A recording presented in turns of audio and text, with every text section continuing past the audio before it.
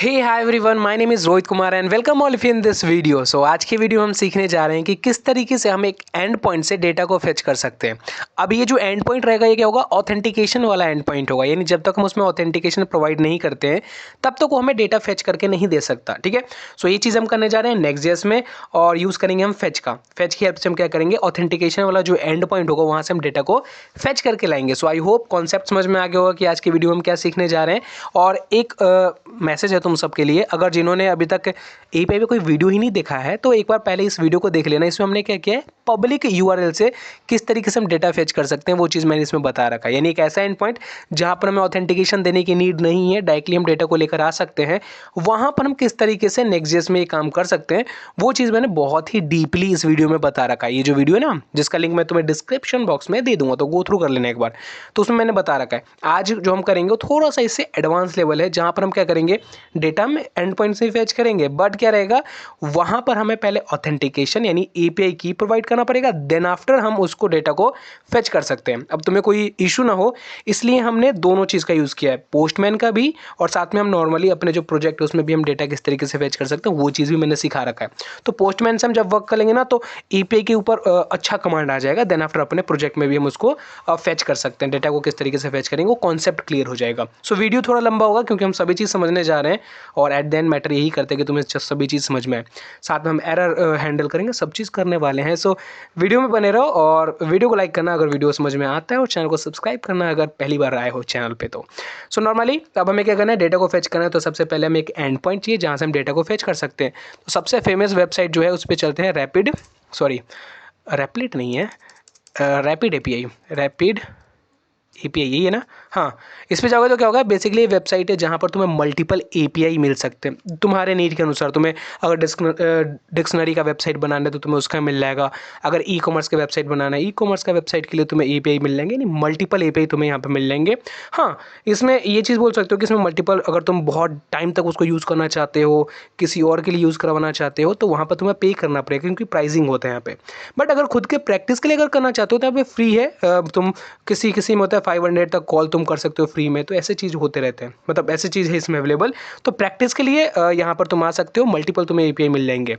आज के वीडियो में हम समझने के लिए तुम किसी का भी यूज़ कर सकते हो। आज हम समझने के लिए ई कॉमर्स का एपीआई का यूज़ करेंगे कि किस तरीके से ई कॉमर्स के जो एपीआई यूआरएल होगा उसे किस तरीके से हम डेटा को फेच करके लेकर आ सकते हैं वो समझने जा रहे हैं।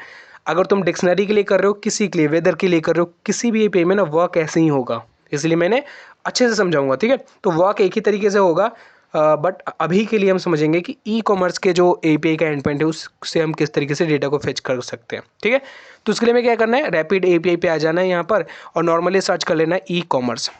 ठीक है, तो जैसे ई कॉमर्स सर्च करोगे उससे रिलेटेड जितने भी यहाँ पर एपीआई होंगे वो तुम्हें यहाँ पर दिखने लगेंगे। बट इनमें से चूज़ मत करने लगना, इससे पहले हम क्या कर लेंगे, इसे फिल्टर कर लेंगे। अब फिल्टर इसलिए कर रहे हैं क्योंकि ये बहुत पुराना वेबसाइट है, मतलब अपडेट होते रहते हैं, लेकिन बहुत सारे ऐसे भी एपीआई की होते हैं ना जो मल्टीपल टाइम, मतलब बहुत टाइम से अपडेट नहीं हुए हैं। तो हम वैसे एपीआई का यूज़ नहीं करेंगे, कहीं ना कहीं वो डेटा को मतलब हमारे एरर थ्रो ना कर दे, इसलिए हम क्या करेंगे, इसको सॉर्ट बाई कर लेंगे लास्ट अपडेट से कि हमें ऐसे एपीआई चाहिए जो कि हाल फिलहाल में अपडेट किया गया है, हमें वैसे वेबसाइट मतलब एपीआई चाहिए।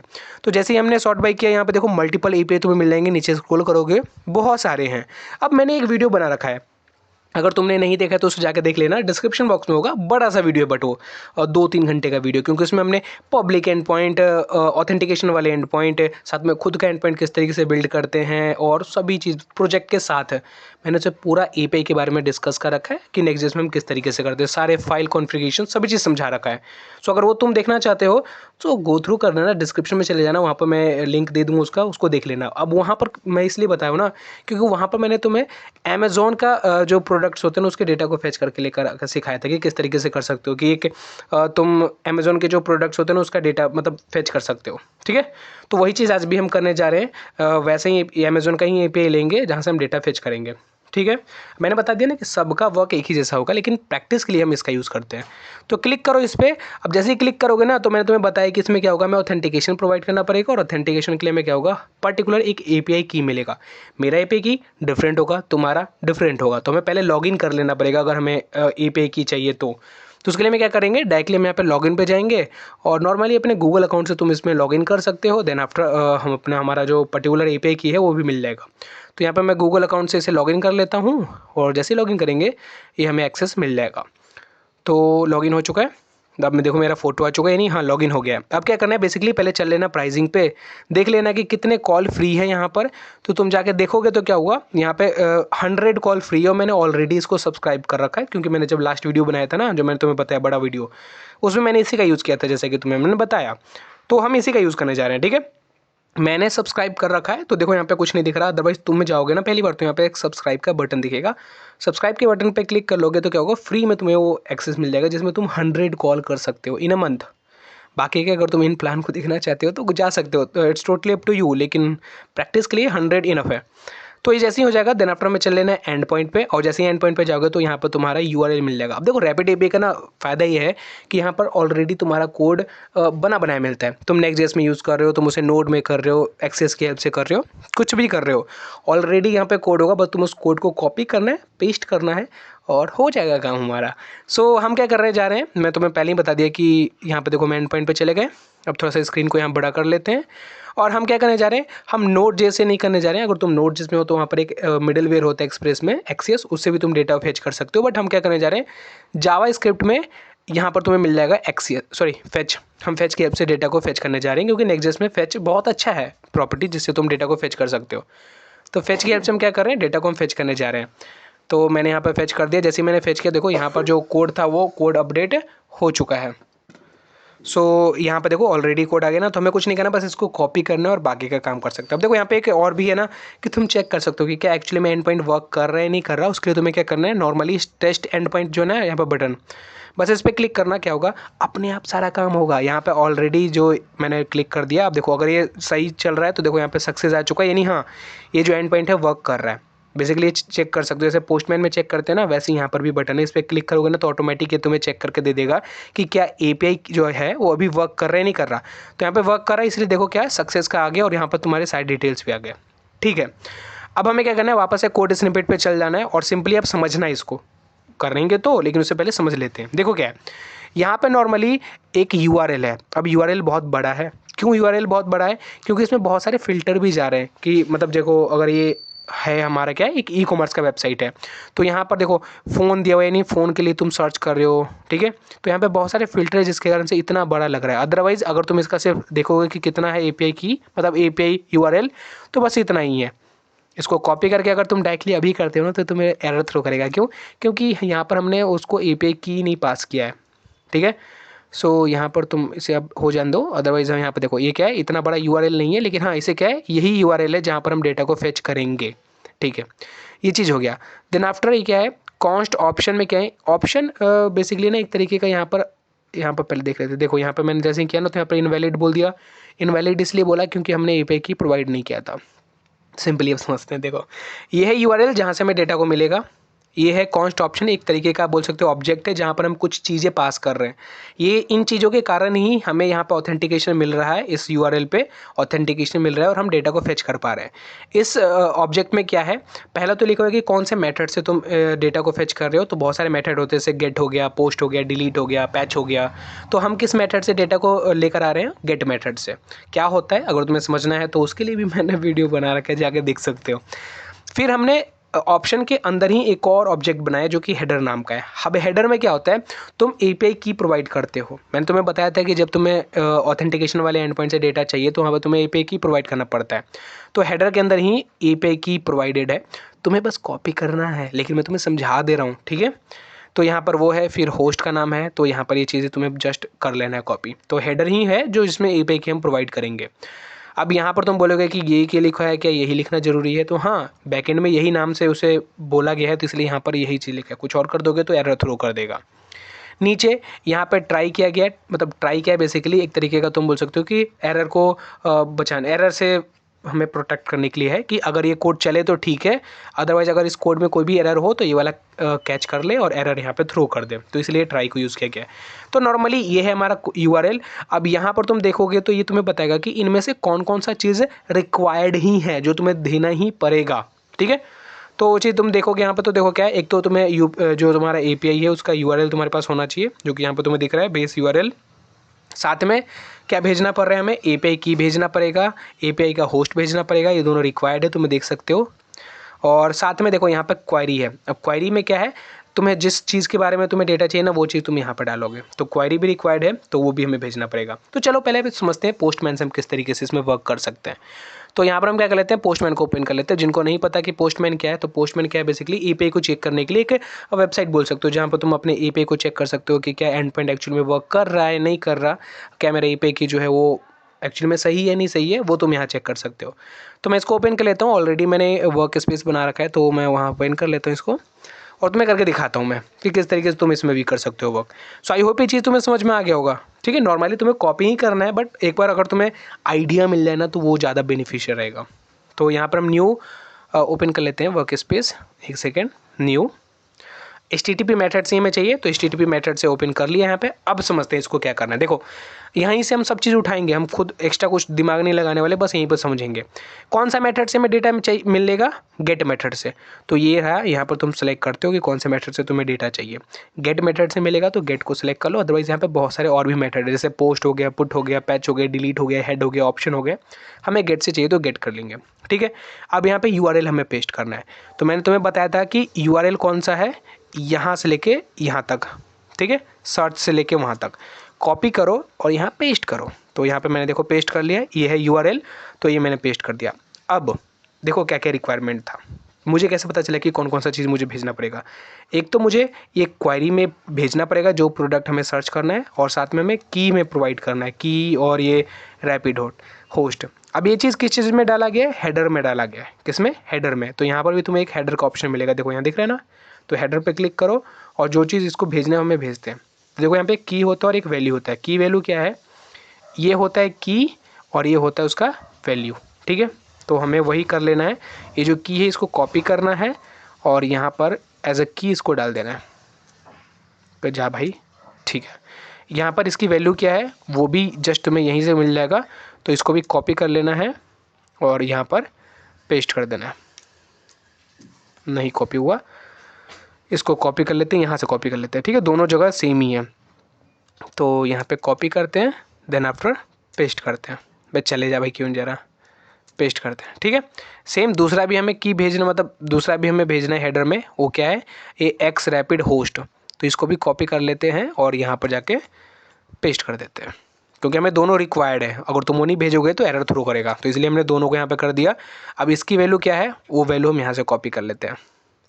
सो सिंपली यहाँ पर जाओ और कॉपी कर लो, सब चीज़ ना यहाँ पे लिखा हुआ है, तो तुम्हें ज़्यादा लोड लेने की ज़रूरत नहीं है, और यहाँ पे पेस्ट कर देते। दोनों हमने पेस्ट कर दिया। ठीक है, अब हमें एक चीज़ और रिक्वायर्ड था, क्या, कि तुम API से कॉल तो कर रहे हो, उसमें तुम्हें डेटा तो चाहिए, बट किस चीज़ के लिए चाहिए, नहीं क्वायरी भी भेजना पड़ेगा, और एक इसमें भेजना है एज अ पैरामीटर भेजना है। ठीक है, तो इसमें हम क्या भेजेंगे कि हमें किस चीज़ का डिटेल चाहिए, फ़ोन का चाहिए, लैपटॉप का चाहिए, चार्जर का चाहिए, किस चीज़ का चाहिए, वो चीज़ें तुम्हें यहाँ सर्च करना है। तो पैरामीटर हम कैसे पास करते हैं, देखो हेडर, तो हेडर तुम्हें पास कर दिया, पैरामीटर तुम यहाँ पास करोगे, ये भी रिक्वायर्ड था। अगर तुम ये भेजते नहीं हो तो डेटा नहीं मिलेगा तुम्हें। तो चलते हैं पैरम्स पे। पैरम्स में तुम क्या कर सकते हो, भेज सकते हो, मतलब जो भी तुम्हारा भेजना चाहते हो तुम पैरामीटर, वो भेज सकते हो। तो चल लेते हैं पैरम पे, और हमें क्या भेजना है, हमें भेजना है, कहाँ गया, क्वेरी भेजना है। तो क्वेरी को सेलेक्ट कर लेते हैं, यहाँ पर ये हो जाएगा क्या, की, और जो चीज़ तुम्हें सर्च करना है वो तुम यहाँ डाल दो। देखो जैसे तुम यहाँ पे करोगे ना, तो यहाँ पे URL भी चेंज हो रहा है। तो लैपटॉप जैसे मुझे चाहिए, लैपटॉप के मुझे डिटेल चाहिए, तो मैं लैपटॉप सर्च कर दूँगा। वहाँ पे फ़ोन था, तुम कोई और चीज़ सर्च करना चाहते हो तो तुम यहाँ पे कर सकते हो। तो जो जो चीज़ रिक्वायर्ड था ना, हमने सब चीज़ भेज दिया। नीचे और भी ऑप्शन है कि तुम भेज सकते हो, एज अ पैरामीटर ही भेज सकते हो। जैसे पहला पेज तुम्हें चाहिए, देखो जब तुम अमेज़ॉन पे, फ्लिपकार्ट पे जाते होगे तो बहुत सारे मिलते होंगे ना, पहला पेज, दूसरा पेज, तीसरा पेज, क्योंकि बहुत बड़ा है वो वेबसाइट। तो तुम यहाँ पे सर्च कर सकते हो कि कौन सा चाहिए। डिफ़ॉल्टली अगर तुम नहीं भेजते हो तो बस 1 मिल जाएगा, पहला पेज मिल जाएगा। तो और भी फ़िल्टर के ऑप्शन है, तुम इससे भेज सकते हो।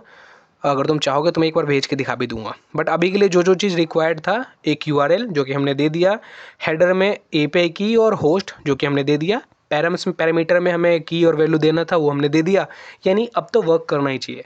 तो जैसे तुम सेंड करोगे तो इस URL पे वो सभी चीज़ भेजेगा, और उसके हिसाब से अगर कोई भी डेटा होगा वहाँ पर तो तुम्हें भेज देगा। तो देखो डेटा यहाँ पर था, तो जो सक्सेस, मतलब जो कोड है वो 200 दिया। 200 का मतलब होता है कि हाँ API वर्क कर रहा है और तुम्हें रिजल्ट मिला है। और यहाँ पर देखोगे तो कि उस वहाँ पर लैपटॉप से रिलेटेड जितने भी वहाँ पर मतलब API एंड पॉइंट पे थे डिटेल, वो तुम्हें यहाँ पे मिल गया। तुम चेकआउट करना चाहते हो कि क्या एक्चुअली में सही है नहीं सही है, तो देखो URL भी मिला हुआ है प्रोडक्ट का।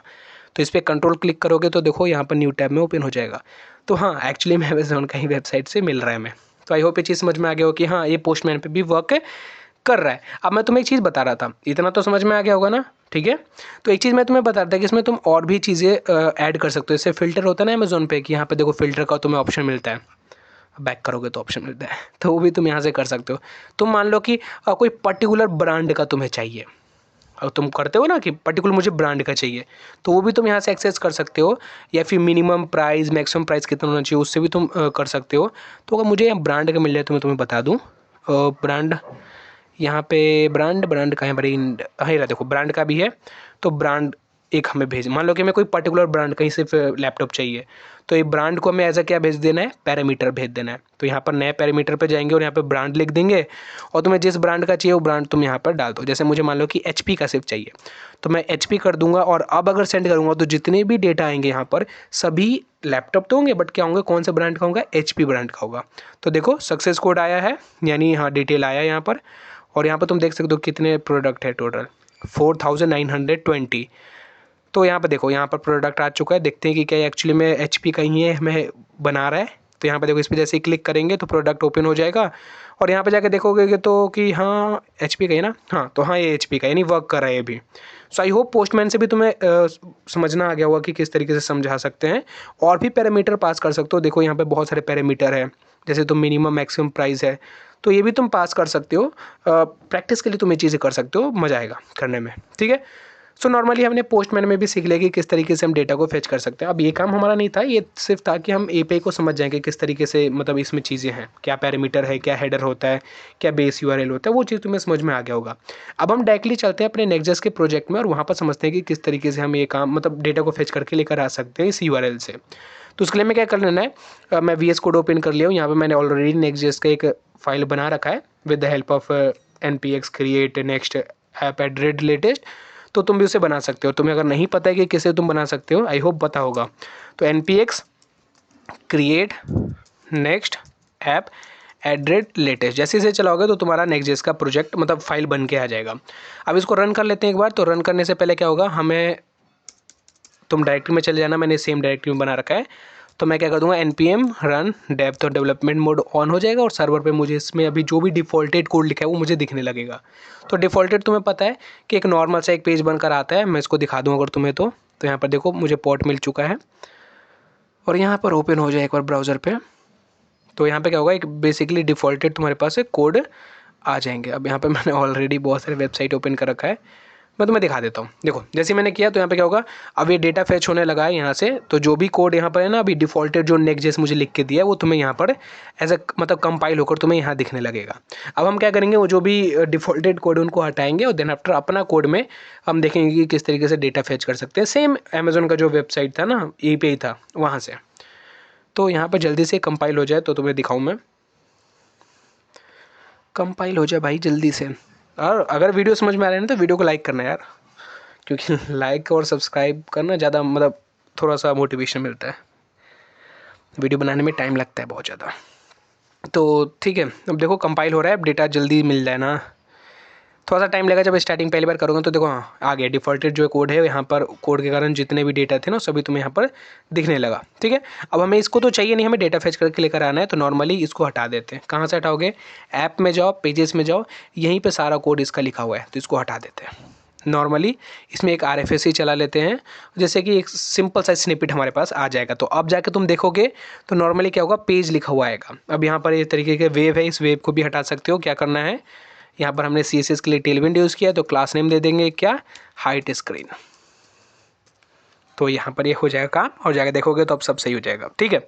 अब मान लो कि मुझे यहीं पर डेटा फेच करके लेकर आना है, मुझे कंसोल में दिखाने के जो भी डेटा था ना ई-कॉमर्स का, वो मुझे यहाँ पर दिखने लगे, कंसोल में आ जाए मेरे पास। तो चलते हैं। अभी जो एरर आ रहा है ना, इमेज के कारण आ रहा है, क्योंकि हमने कोई भी एक इमेज होगा कहीं पर, तो उस कारण से आ रहा है। तो चलो डेटा को हम फेच करते हैं। अब डेटा को फेच करने के लिए हम क्या करेंगे, यहाँ पे पहले अपना नाम लिखेंगे। ज़रूरी नहीं है, नहीं लिख सकते, कोई दिक्कत नहीं है, बट यहाँ पे चलो हम करते हैं फेच। फेच करने के लिए हमें रिटर्न के ऊपर चले जाना है, और यहाँ पर स्टार्ट करते हैं। आई होप तुम्हें यूज स्टेट पता होगा, क्योंकि यूज स्टेट से ही हेल्प से ही हम डेटा को हम फेच करेंगे, मतलब वहाँ पर हम स्टोर करेंगे अपने डेटा को। तो क्या करते हैं, हम यूज स्टेट से वेरिएबल्स बना लेते हैं। तो हम डेटा यहीं पे डालेंगे, नाम डाल लेते हैं, सॉरी डेटा आ और सेट डेटा। बेसिकली हम क्या करेंगे, डेटा यहीं पर लेकर आकर मतलब यहीं पर लेकर डालेंगे। तो यहाँ पे मैंने कर दिया इक्वल टू यूज स्टेट, ठीक है। यूज स्टेट में हम देखो, ये हम इसलिए बना रहे हैं ना क्योंकि इसी में हम डेटा को लेकर आएंगे। अब तुमने जब देखा होगा तो डेटा क्या था, एज अ एरे के फॉर्म में था, तो इसको हमने पहले ही इनिशियलाइज कर देते हैं कि इसमें जो डेटा हम डालेंगे ना वो एरे के फॉर्म में डालेंगे। तुम्हें नहीं पता इसके बारे में तो इस पर मैंने वीडियो बना रखा है, जाके देख सकते हो, डिस्क्रिप्शन में लिंक है इसका भी, ठीक है। तो इसमें हम डेटा डालेंगे, इसलिए हमने इसे बना लिया ऑटोमेटिक। देखो यहाँ पर क्या हो गया, ये इंपोर्ट हो चुका है। इंपोर्ट ना हो तुम्हारे में तो यहाँ पर मैनुअली तुम इसको इंपोर्ट कर लेना। नाउ अब देखो ये क्या है, डेटा को फेच कराना एक इफेक्ट छोड़ता है, आफ्टर इफेक्ट देता है। तो यहाँ पे हम क्या यूज़ करेंगे, रिएक्ट का ही एक और हुक यूज़ करेंगे जिसको हम कहते हैं यूज़ इफेक्ट। यूज़ इफेक्ट क्या करता है, तुम ऐसे कोई चीज़ कर रहे हो ना जिसके मतलब रेंडर होने के बाद कोई इफेक्ट बचे, तो वहाँ पर हम इस मतलब यूज़ इफेक्ट एरो मतलब हुक का यूज़ करते हैं, ठीक है। सो यहाँ पर हम यूज़ इफेक्ट यूज़ करने जा रहे हैं। और सिंपली अगर इसको भी तुम्हें समझना है तो इसमें मैंने ऑलरेडी वीडियो बना रखा है, जाके देख सकते हो। तो वीडियो बहुत बने हुए हैं, तुम देख सकते हो अगर तुम्हें इंटरेस्टेड हो तो हम क्या करते हैं, यूज़ इफेक्ट को ये स्टार्ट करते हैं। और चलो, तो यूज़ इफेक्ट में यूज़ किया, क्यों किया मैंने बता दिया। क्योंकि जब तुम डेटा को फेच करके लेकर आते हो ना, तो हमारा जो वेबसाइट है, जो भी कंपोनेंट बनाओगे वो कंपोनेंट ऑलरेडी हमारे वेबसाइट पे दिख रहा है, ठीक है। उसके बाद तुम डेटा को फेच करके ला रहे हो, यानी ये क्या हो रहा है, सर्वर के चलने के बाद एक इफेक्ट छोड़ रहा है। इसी कारण से हम यहाँ पर यूज़ इफेक्ट यूज़ करते हैं, ठीक है। तो यहाँ पर हम क्या करते हैं, यूज़ इफेक्ट के अंदर ही एक फंक्शन बनाते हैं। वो फंक्शन क्या करेगा, ये मैं टर्मिनल को हटा देता हूँ थोड़ी देर के लिए जिससे तुम्हें सही से दिखे। और इसी के अंदर क्या करता हूँ, मैं एक फंक्शन बनाता हूँ, एरो फंक्शन बनाते हैं। एरो फंक्शन का नाम तुम कुछ भी दे सकते हो, मैं दे देता हूँ कॉन्स्ट फेच, मैं अक्सर यही देता नाम, फेच डेटा। और यहाँ पर हम एरो फंक्शन स्टार्ट कर देते हैं, ठीक है, ठीक है। अब देखो जब डेटा फेच करते हो तो क्या होना चाहिए, वो एसिंग फंक्शन होना चाहिए, क्योंकि वहाँ पे एक प्रॉमिस रिटर्न होता है। तो इसको हम एसिंग फंक्शन बना लेते हैं। देन आफ्टर हमें क्या करना है, नॉर्मली अब डेटा को हमें फेच करना है। तो नॉर्मली डेटा फेच करना है तो तुम्हें क्या करना पड़ेगा, एक वेरिएबल बनाते हैं जहाँ पर हम डेटा को उठा कर लेकर आएंगे। तो कॉन्स्ट रिस्पॉन्स नाम के एक वेरिएबल में मान लो लेकर आना है मुझे, तो रिस्पॉन्स यहाँ डाल दूंगा इक्वल टू। अब यूज़ करते हैं हम नॉर्मली क्या करना है, अब देखो एसिंग यूज़ किया तो अवेट करना पड़ेगा, क्योंकि वो क्या करेगा, प्रॉमिस रिटर्न करेगा। देन आफ्टर हम यूज़ करने जा रहे हैं फेच का। फेच की हेल्प से हम क्या करेंगे, डेटा को फेच करके लेकर आएंगे। तो यहाँ पे मैंने फेच यूज़ कर लिया, और यहाँ पर तुम्हें देना है URL जहाँ से तुम डेटा को उठाकर लेकर आना चाहते हो। तो यहाँ पर हम क्या कर रहे हैं, वो जो एंड पॉइंट था ना जो हमने रैपिड पे देखा था, उस एंड पॉइंट को हम उठा लेते हैं। तो एंड पॉइंट क्या था, सर्च से लेके यहाँ पर तक था। तो इसको कॉपी कर लेते हैं और वहाँ पर जाके मैं फेच के जो यहाँ पर दिया ना हमने, इसमें हम डाल देते हैं। यार मैं ये भी क्यों कर रहा हूँ, ऑलरेडी हमारा कोड लिखा हुआ तो है, इसको हटा ही दो। क्या करो, सिंपली जाओ अपने रैपिड वाले पे और ये जो कोड है ना इसको ही कॉपी करो। मैं नॉर्मली इसको पूरा खुद लिखने जा रहा था, इसको पूरा कॉपी कर लो, ठीक है। कॉपी करने के बाद तुम्हें क्या करना है, यहाँ पर इस फंक्शन के अंदर ही एक बार देख लेता हूँ इसको क्या कर रहा है, ठीक है। इस फंक्शन के अंदर ही तुम्हें क्या कर देना है, जो फंक्शन हमने बनाया ना इस फंक्शन में पेस्ट कर देना है बस, ठीक है। अब जैसे ही पेस्ट करोगे ना सब काम हो चुका है, बस थोड़ा सा चेंजेस करना है। देखो क्या करना है चेंजेस, ये सब वही है जो हमने कॉपी करके लेकर आए हैं, ठीक है। तो ठीक है, यहाँ पे ट्राई भी चल रहा है। अब हमें क्या करना है, नॉर्मली यहाँ पे देखो टेक्स्ट के फॉर्म में कन्वर्ट कर रहा है, जो भी डेटा है ना उसको टेक्स्ट के फॉर्म में कन्वर्ट कर रहा है। देखो क्या हो रहा है, ये तो बेसिकली मैंने तुम्हें बता ही दिया था कि क्या चीज़ चल रहा है वहाँ पर। अब देखो नीचे क्या हो रहा है कि यहाँ पर एक रिस्पॉन्स नाम के जो हम खुद बना रहे थे, तो यहाँ पर हम अवेट में डाल देते हैं क्या, मतलब अवेट जो था इसमें के अंदर ही हम डेटा को लेकर आ रहे हैं। अब देखो यहाँ पे जो रिस्पॉन्स है उसमें हम डेटा को लेकर आ रहे हैं। अवेट क्या कर रहा है, एक प्रॉमिस रिटर्न कर रहा है। अब जो भी डेटा यहाँ पर आ चुका है ना उसको हमें जेसन के फॉर्म में कन्वर्ट कर रहा है, इसलिए हम यहाँ पे जेसन डाल रहे हैं। अब क्या आ रहा है यार, एक सेकेंड। तो यहाँ पे जो टेक्स्ट लिखा था उसको हम जेसन कर देते हैं, और ठीक है। तो क्या होगा, जो भी इसमें डेटा होगा ना उसको हम जेसन फॉर्म में कन्वर्ट करके इस रिजल्ट में हम स्टोर कर दे रहे हैं। अब यहाँ पे कंसोल भी तुम कर सकते हो। मैं सिंपली क्या करता हूँ, जो हमने ऊपर यूज स्टेट से बनाया था ना उसके अंदर मैं डेटा भेज देता हूँ। तो ऊपर हमने देखो दिखाता हूँ मैं तुम्हें, यहाँ पर हमने बनाया था ना एक यूज स्टेट से, देखो ये रहा। तो इसके अंदर मैं डेटा भेज देता हूँ, और डेटा भेजने के लिए हम क्या करेंगे, सेट डेटा वाला यूज़ करेंगे फंक्शन जो कि हमें यूज स्टेट प्रोवाइड करते थे। तो यहाँ पर हम क्या कर देते हैं, यूज़ कहाँ गया, क्या नाम से था, data, sorry set data, set data.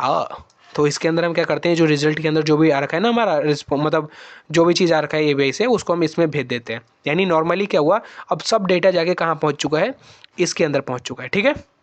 तो नॉर्मली अब हमें क्या करना है, नीचे चलो, देखो अब हमें सब चीज़ तो बना दिया। फंक्शन से, ये जो फंक्शन था ना, मैंने जो फेच नाम का फंक्शन बनाया था, ये फंक्शन ही, ये जो फेच फंक्शन है यही डेटा को उठा कर लेकर आएगा। तो अब हमने बना तो दिया, लेकिन अभी तक हमने इसको कॉल नहीं किया है। तो कॉल करने के लिए हमें क्या करना है, हटना है फंक्शन से और यहीं पर हमें कॉल कर देना है, फेच डेटा को कॉल कर देना है। ठीक है। अब यूज़ इफेक्ट में एक चीज़ होता है कि तुम्हें यूज़ इफेक्ट को कितने बार कॉल करना है, तो हमें बस एक ही बार करना है ना, एक ही बार डेटा में चाहिए। इसलिए मैं क्या करता हूँ, यूज़ इफेक्ट के अंदर एक खाली एम्प्टी स्क्वायर ब्रैकेट्स भेज देता हूँ। इससे क्या होता है कि यूज़ इफेक्ट एक ही बार कॉल किया जाएगा। सो आई होप ये सब चीज़ समझ में आ गया है। अब हमें देखना है कि क्या डेटा वर्क कर रहा है, मतलब डेटा आ रहा है एक्चुअली में एपीआई से नहीं आ रहा। वो कैसे पता करेंगे, हम नीचे कंसोल कर लेते हैं। तो अभी तुम्हें मैंने बताया था कि सभी डेटा भी कहाँ आ चुका है, जो यूज स्टेट से हमने वेरिएबल बनाया था ना उसके अंदर आ चुका है। तो यहाँ पे डेटा डालते हैं और अगर एक्चुअली में डेटा आया होगा तो क्या होगा, वो कंसोल में आ जाएगा। तो चलते हैं और देखते हैं कि क्या आया है नहीं आया। तो यहाँ पर रिफ्रेश करोगे, जैसे रिफ्रेश करोगे तो देखो यहाँ पर एक एरर थ्रो कर रहा है। अब एरर क्या है वो देख लेते हैं एक बार। तो यहाँ पर नीचे चलो एक बार, कनेक्टेड तो हो गया है, एक सेकेंड। अच्छा, एक चीज़ यहाँ पर दिक्कत है ना कि जब तुम हुक्स यूज़ करते हो नेक्स्ट.जेएस में तो तुम्हें क्या करना पड़ता है, इसको क्लाइंट साइड बनाना पड़ता है। अब क्लाइंट साइड कैसे बना सकते हो वो देखते हैं। तो नॉर्मली हमें क्या करना है, सबसे ऊपर यूज़ क्लाइंट लगा देना है, क्योंकि जब भी तुम्हें बनाना पड़ता है ना उसे, तो मैं क्लाइंट साइड का तो नॉर्मली तुम्हें ऊपर यूज़ क्लाइंट कर देना पड़ता है। जैसे तुम यूज़ क्लाइंट करोगे तो क्या हो जाएगा, ये page as a client side इसको रेंडर किया जाएगा। तो ये बन चुका है यूज़ क्लाइंट से। नॉर्मली अब जाके देखोगे तो जो एरर था वो सभी हट चुका है। रिफ्रेश कर लो एक बार और, तो एरर हट चुका है और कंसोल में तुम देखोगे तो डेटा भी हमारा आ चुका है। इसको खोलो, सॉरी यहाँ पर देखो, तो डेटा को तुम देखोगे तो क्या होगा, डेटा देखो यहाँ पर आ चुका है। और डेटा दिखा जाओ यार, ऑब्जेक्ट प्रोटोटाइप, एक सेकेंड, देखो यार 14 एरिया है। 14 एरिया पे जब तुम क्लिक करोगे तो देखो जितने भी डेटा थे सभी तुम्हें प्रोडक्ट में दिख जाएंगे। सो हाँ, हमारा डेटा आ चुका है और तुम्हें समझ में आ गया होगा कि किस तरीके से हम डेटा को फेच कर सकते हैं एक ऑथेंटिकेशन वाले एंड पॉइंट से। सो आई होप ये चीज़ समझ में आ गया होगा। अब तुम इसको क्या कर सकते हो, यूज़ कर सकते हो अपने वेबसाइट में। अगर तुम्हें कोई प्रोजेक्ट बनाना है विद जो भी रिलेटेड हो ई कॉमर्स से, तो तुम बना सकते हो। ऐसे ही बाकी के भी जो एंड पॉइंट होंगे ना, जो कि ऑथेंटिकेशन मांगते होंगे, वहाँ पर तुम्हें सेम चीज़ करना है। बट क्या होगा, वहाँ पर ऑथेंटिकेशन के लिए एपीआई की चेंज हो जाएंगे और सब चीज़ फंक्शन वही रहेगा। सो आई होप चीज़ समझ में आ गया होगा। और अगर समझ में आया तो क्या करना है, वीडियो को लाइक करना है और चैनल में नया हो तो सब्सक्राइब करना है। सो ऐसे ऑलरेडी वीडियोज़ हैं मैंने जो डिस्क्रिप्शन में तुम्हें प्रोवाइड कर दिए हैं, तो गो थ्रू कर सकते हो एक बार उसको भी। सो मिलते हैं नेक्स्ट वीडियो में, तब तक के लिए बाय।